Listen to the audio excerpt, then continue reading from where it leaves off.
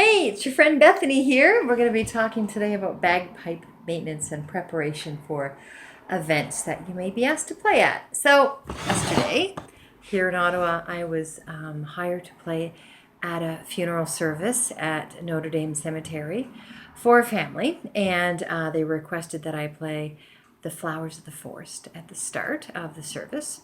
And then at the end, they wanted me to play some tunes for their father because he used to Scottish country dance and they wanted something uplifting. So I played Liberton Polka, and then a couple of little jigs, Paddy's Leather Breeches and Cork Hill. And I did the first two parts of Liberton Polka, the jigs, and then the last two parts of Liberton Polka. It worked very well, and then the service went on a little longer, and at the end they decided to lower the casket with the family still there, and so at that point I played Maple Leaf Forever. After the service, they thanked me very much for my selections, and it was very fitting for the ceremony. So one of the things I wanted to talk about today is preparation for going out to play.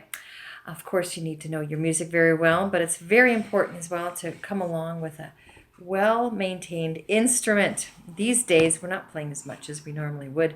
So I wanted to give you some troubleshooting tips to help make sure that you're prepared no matter what. So if you're like most people and you haven't been playing your pipes all that much during COVID, it's a good idea to get them out every now and then, maybe once, twice a week if you can, and give them a little blow and check that everything's running smoothly. I never go to an event without playing my pipes beforehand, either the night before or the day of, to make sure that everything is just as it should be. And so we'll go over maintenance of some things that I've seen here to make sure that you keep an eye out for these things. So one of the things I found yesterday, that even though my pipes were going okay, once I got to the cemetery, I found that my drones were harder to tune. I checked my hemping and I saw that some of them they're called spinning. It means that the bottom layer has come away and it's actually turning. It's hard to see that maybe with this video, but this section here is actually turning. I can turn that and hold it still. So I'm going to cut all that off and make sure that what I've put on is a nice clean row of hemp. Now, I've put some Teflon on my drones because I have some engraving. I'll show you what I mean. I've never been a big proponent for Teflon. Some people use it a lot, and I can understand why my pipes, because I have some engraving. I needed to put some over top of my hemp, but I'm going to see if I can't make that a lot nicer with all the black waxed hemp. So the deal is to cut the offending bits off. I'm going to actually strip the pipes right down and replace everything that needs doing so that there's no more Teflon on here if I can make that happen. And check all the mounts to make sure they're nice and snug too, because you don't want to come home from a gig having lost part of your bagpipe, because that would be really terrible. You'd have to go back and look everywhere for them. You never know where these things go away. So check your pipes. Make sure that everything is good. I'll show you how I take off the hemp. I'll start with this section of my bass drum. And talk to you a little bit about some other tune ideas. So I'm just going to start cutting and talking at the same time. So I'll move this up. See a little better. I'm just going to slice right through this with my X-Acto knife. Make sure you're nice and safe. Rest it on the table. Do not get the knife too close to you. You don't want to cut yourself. Cut through all the layers of hemp. Hit wood, and then you just peel it away. When you're asked to play at a wedding, sometimes you're asked to play out with Mari's wedding. What I do is I start with Mari's wedding. Play a bunch of tunes in the middle if everyone's leaving, because you don't want to stop playing your pipes and watch people just walk out of the church. And then I do a bunch of tunes in between, usually 2 4s, 4 4s. Try to stick with tunes that people know. I'll even throw in Green Hills and Rowan Tree and Wings. And then if I'm coming to the end, I'll do Scotland Brave and then finish off once more with Mari's Wedding, because that's what the bride and groom have asked for. That's what I bookend my performance with. I'll tell you a funny story about what to look out for. I was asked to play at a wedding, and I went to the church, and everything was all set up. And the bride asked me to play her down the aisle to Highland Cathedral. And then as soon as that was done, and her bridesmaids, the bridal party were in place, I was to continue on and start playing the Skyboat song. So got all ready to go, got in a position, played into the chapel with Highland Cathedral. It's a nice one for weddings because you can slow march to it. I'm going to play some music. This is a song with my friend Michaela Marsh. It's called Ye Banks Embrace. Dee-da-dee. This is a beautiful, her voice is spectacular. We're doing some more stuff together soon too, for the Queen.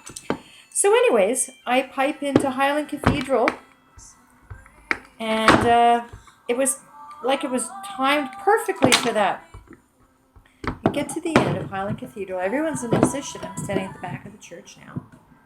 And then I start playing Sky Boat Song. I play Sky Boat Song. No bride. I thought, okay, let's keep going. Maybe they're outside fixing her dress or getting ready. So I launch into Sky Boat Song again. Played all the way through.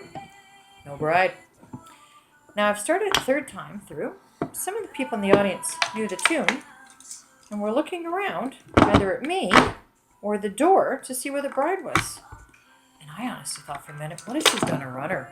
Never had that happen before, but it was always the first time for everything.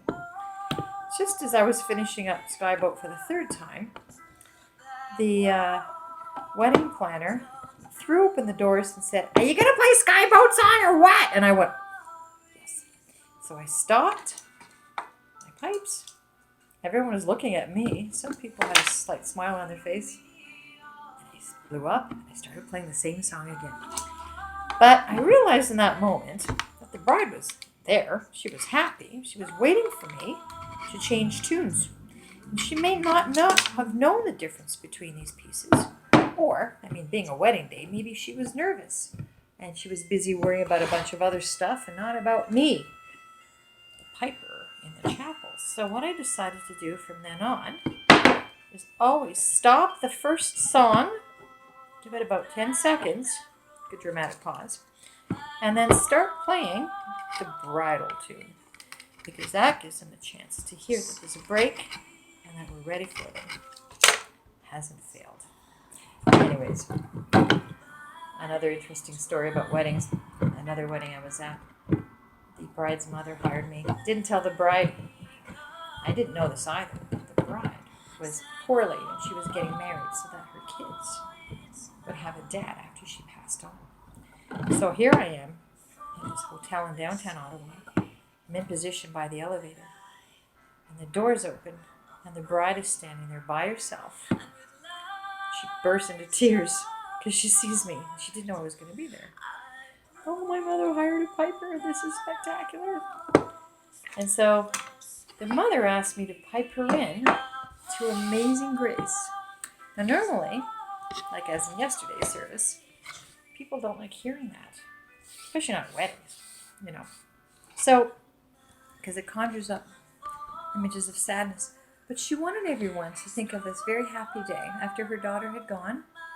And whenever they heard Amazing Grace, they wanted everyone to think of her. And that was absolutely wonderful. And one last story for you about brides. I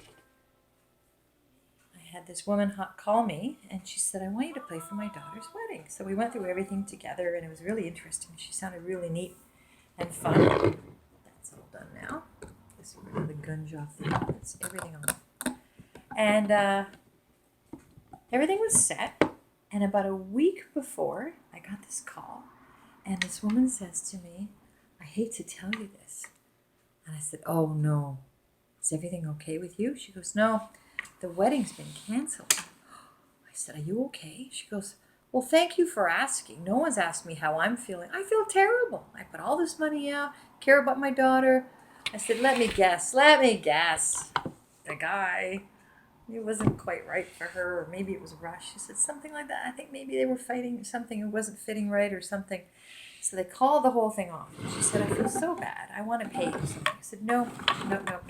As long as you're okay, she'll be okay.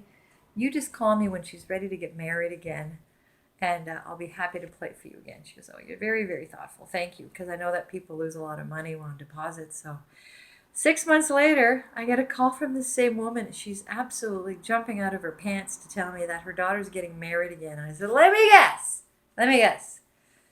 Maybe a high school sweetheart? She goes, "How did you know?" I said, "A guy that was her best friend." "Yes." I said, that's marvelous. She goes, well, we're not going to have pipes this time, but you've been so kind. Maybe one day I'll take piping lessons. I said, you do whatever you want and you be happy. So no wedding is the same. All of us are different. Why should weddings be any different than that? So I wish you well. I'm off to do some hemping. And that's how we roll in the bagpipe world. So go forth and play your pipes. Take care of them as they take care of us. And these days we need music more than ever. So make sure you share yours. Take care.